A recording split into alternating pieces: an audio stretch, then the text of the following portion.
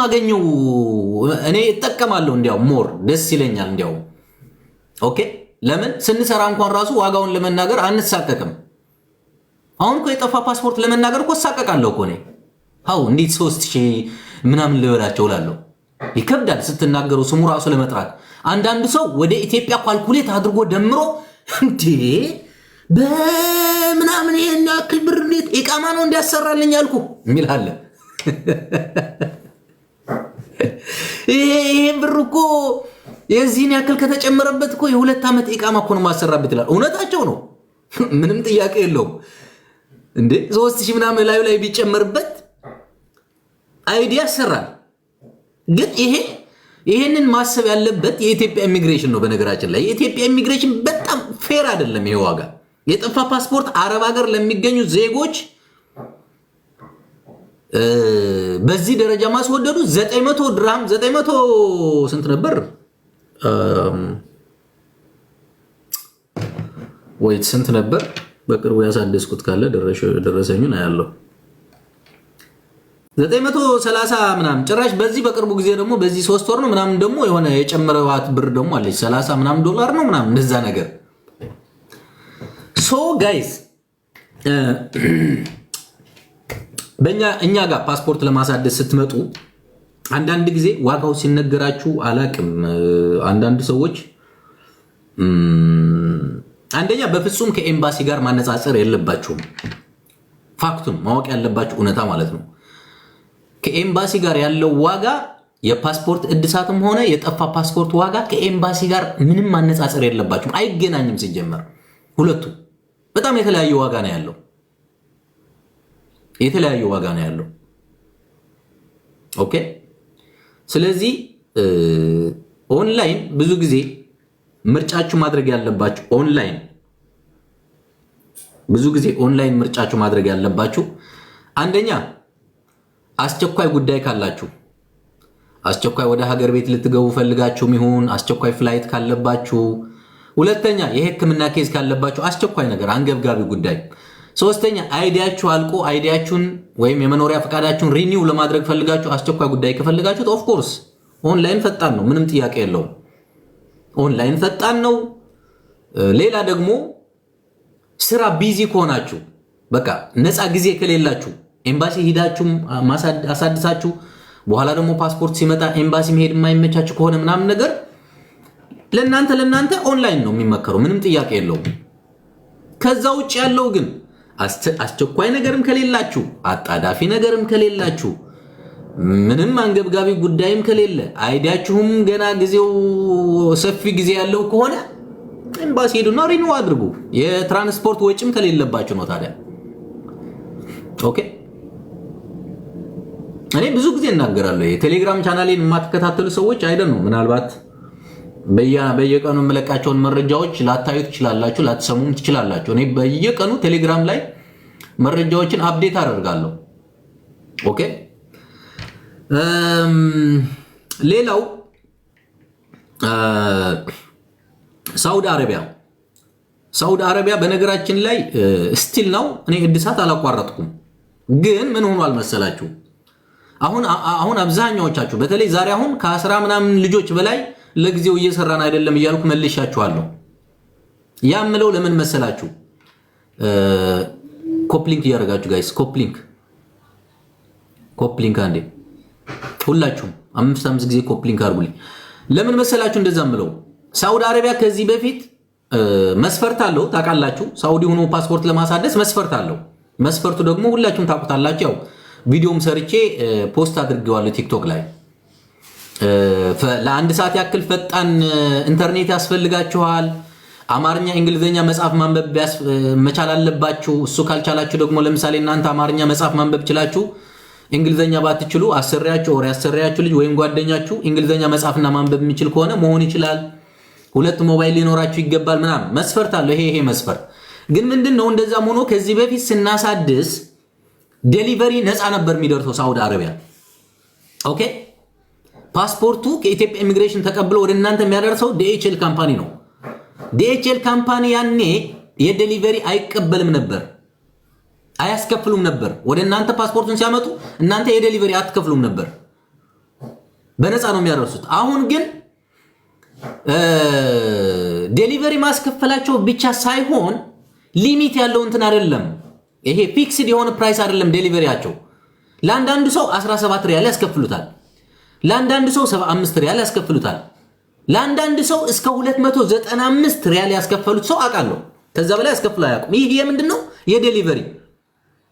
እኔ አሁን አንድ ሰው ሳኡዲ ሆኖ ብሬክስ ፓስፖርት ማሳደሻ ስንት ነው ሲለኝ ድሮ ይሄን ያክል ነበር ምለው። አሁን ግን ፓስፖርት ማሳደሻ ስንት ነው ሲለኝ ሳኡዲ ሆኖ ሰው ይሄን ያክል ነው ማለቱ ለኔ ይከብደኛል።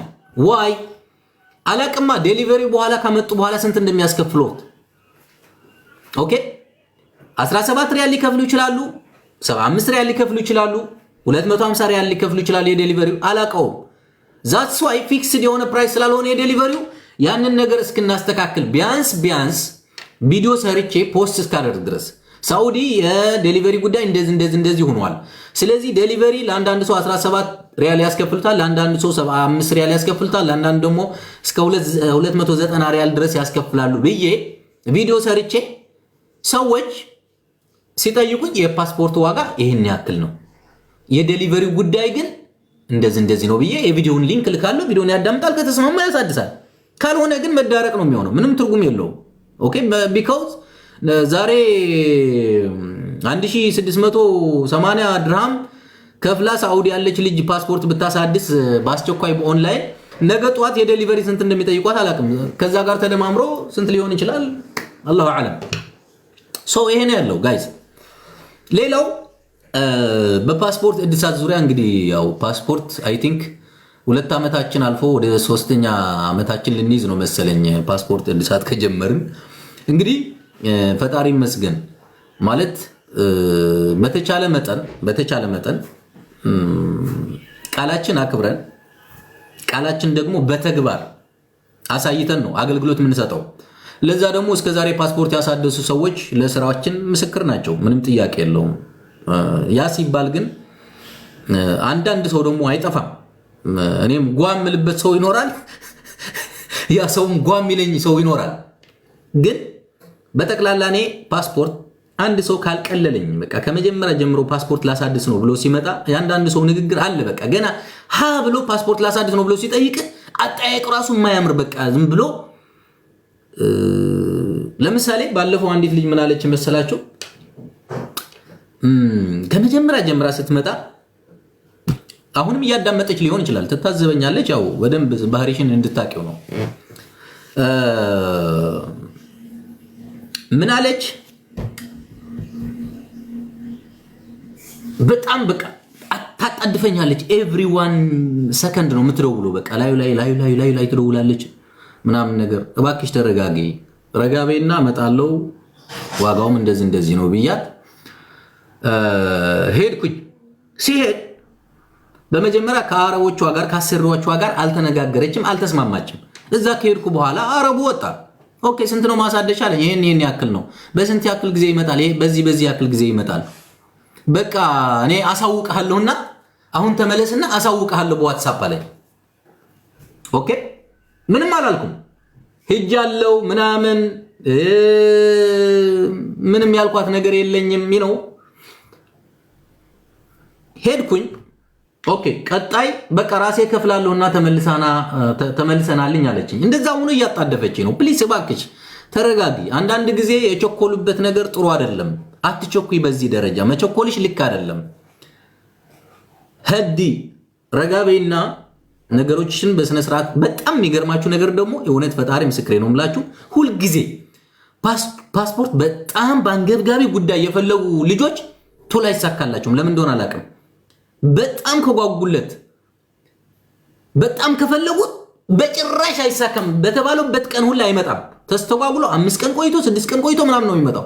ይህ ከ10 ከ20 ልጆች በላይ ትዝብት የወሰድኩበት ነገር ነው። ሶብር ማድረግ ዱዓ ጸሎት ማድረግን ወሳኝ ነገር ነው። አጣዳፊ ነገር እንኳን ሲኖራችሁ ራሱ ቀስ ብሎ ረጋ ብሎ ጭራሽ እንዲያውም አንድ ቀን አስተውሰውኝ እንኳን የማያውቁ ልጆች ብሬክስ ፓስፖርት ምን ላይ ደረሰ ብለውኝ እንኳን የማያውቁ ልጆች ደግሞ በቃ በ15 ቀኑ በ12 ቀኑ ይመጣላቸዋል። ይገርመኛል።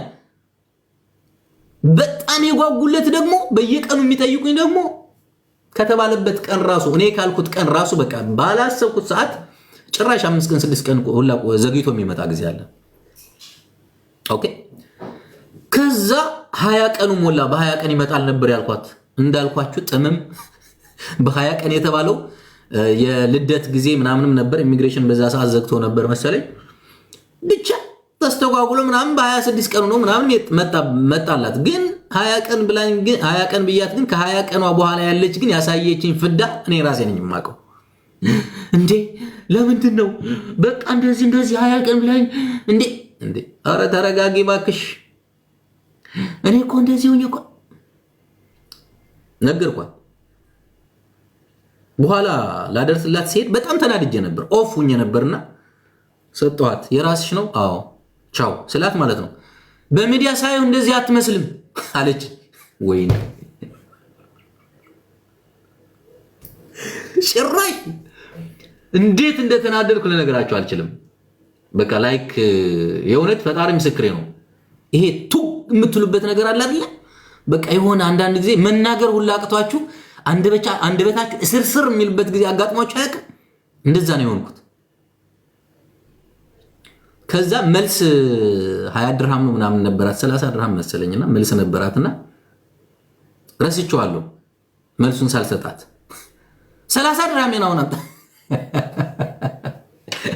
እሺ በካርድ ልክልሻለሁ ስልክ ቁጥርሽን ላክልኝ። በቃ ኦ ማይ ጋድ ነገርኳት።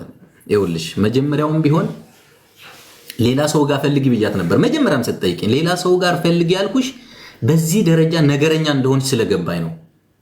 ሱብሃንአላህ ከመጀመሪያ ጀምሮ ስታወራኝ ጥድፍ ስታደርገኝ ሶሪ አልችልም እኔ በሌላ ሰው ሞክሪ ያልኳት። እንደዚህ ያጣደፍሽኝ አልሰራልሽም አልኩ። እሷ ደግሞ አንተን ነው ማምነው በአንተ ካልሆናለች እንዴ አንተን ነው ማምነው ብላ ግን በኋላ ግን ያው የሆነችውን እንዳልኳችሁ ነውና በጣም መረጋጋት አለባችሁ።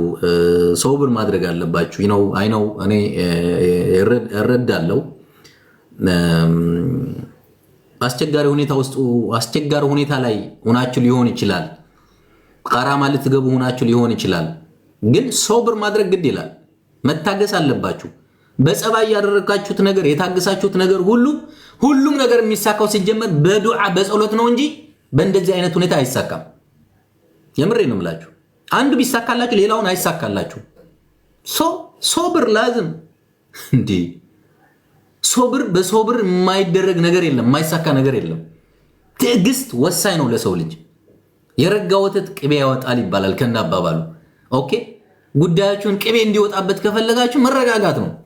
ኦኬ ሙሽ እንደዛ እየተንቀለቀሉ ምናምን አይደለም፣ እንደዛ አይሆንም። እኛ ፓስፖርት እኔ በ5 ቀን ራሱ ቢመጣላችሁ እኔ ደስ ይለኛል። እኔ ስታስቡት እኮ አንዳንድ ጊዜ አንዳንድ ልጆች እንዴት ያስባሉ? ልክ እንደሆነ እንትና በቃ እንደ ምንድነው የሚባለው? በቃ ልክ እኛ ቶሎ እንዲመጣ ማንፈልግ ምናምን አድርገው የሚያዝ። እኔ ፓስፖርት በ2 ቀን ቢመጣ ራሱ እኔ ደስ አይን አልችለው። ገባችኋል? በዛ መንገድ አስቡ። እንደዛ ነው ያለው። በፓስፖርት ዙሪያ ነው። ሲቀጥል ብዙ ጊዜ ፓስፖርት ጠይቁኛላችሁ። እዚህ ጋር ላይቭ ላይ ስልክ ቁጥሬ ከፕሮፋይል ስር ተቀምጧል። ዋትስአፕ ላይ ገብታችሁ ጠይቁኝ። ምክንያቱ አልዓይን ያላችሁ አላችሁ፣ አቡዳቢ ያላችሁ አላችሁ፣ መዲና ዛይድ ያላችሁ አላችሁ፣ አልወገን አልቆዓ ሊዋ እስከሚባል ድረስ የ4 ሰዓት መንገድ፣ ፉጀራ ራስ አልኸይማ እሙል ቆየን ሁሉም ቦታ ይለያያል። ኦኬ ስለዚህ ሎኬሽናችሁ ትልኩና ብሬክስ እዚህ ቦታ ላይ ያለሁት ፓስፖርት ስንት ነው